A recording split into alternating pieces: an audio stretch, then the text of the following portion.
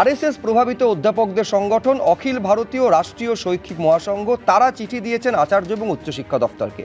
চিঠি দিয়ে চেয়ারম্যানকে নিয়ে তারা আপত্তি তুলেছেন। কোথাও মনে হচ্ছে তাদের আপত্তি এবং এই চেয়ারম্যানের দায়িত্ব গ্রহণে অপারগতা, এই দুটোর মধ্যে কোনো যোগসূত্র আছে?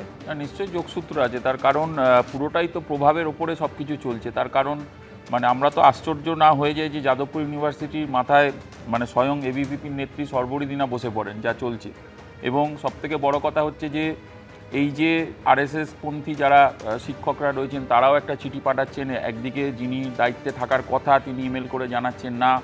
এই যে পুরো বিষয়টা, এর ভেতরে একটা গভীর রাজনীতি আছে বলে আমরা মনে করি। এবং শুভঙ্কর সরকার প্রদেশ কংগ্রেস সভাপতি আগেও বলেছেন, এখন একই কথা আমরা কংগ্রেস পার্টি মনে করি যে রাজনীতি মুক্ত বিশ্ববিদ্যালয় তৈরি করতে হবে। তার কারণ এই রাজনীতির নামে যে গুন্ডামি মস্তানি যা চলছে এটা অন্যায়। এবং একটু আগে তো আলোচনা হচ্ছিল শুভ্র, আমি তো একটা জায়গায় খুব ভয় পাচ্ছি যে এমপি সুকান্ত মজুমদার, ওনাকে তো কোনো একটা কলেজ মনে হয় দেওয়া হয়েছে, কিন্তু উনি যখন কাউকে চোর বলেছিলেন তাকে বিজেপি সাংসদ করে দেওয়া হয়েছে।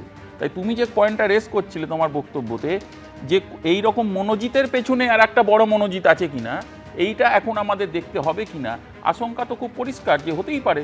তার কারণ প্রত্যেকটা পসিবিলিটি যেখানে দাঁড়িয়ে স্বয়ং একজন নির্বাচিত জনপ্রতিনিধি যে ভাষায় কথা বলছেন এবং পুলিশ এত ঘন্টা কেটে গেল, এত দিন কেটে যাচ্ছে, কিন্তু কেউ অ্যারেস্ট হতে পারছে না। সিসিটিভি আউট হয়ে গেছে, ছানিন হয়ে গেছে, ছানি পড়ে গেছে, কেউ অ্যারেস্ট হবে না।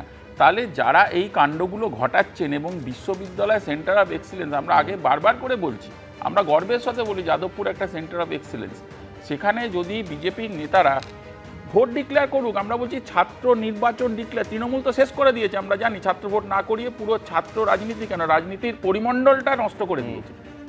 কিন্তু আমরা বলছি ছাত্র ভোট ডিক্লেয়ার করার মাধ্যমে একজন ছাত্র তার নিজের মত প্রকাশ করুক, এবং যেখানে যদি বিজেপির কোথাও মনে হয় যে ভাই এখানে দেশ বিরোধী শক্তি আছে, তাদেরকে ছাত্ররা সিদ্ধান্ত নেবে যে কাকে তারা গ্রহণ করবে।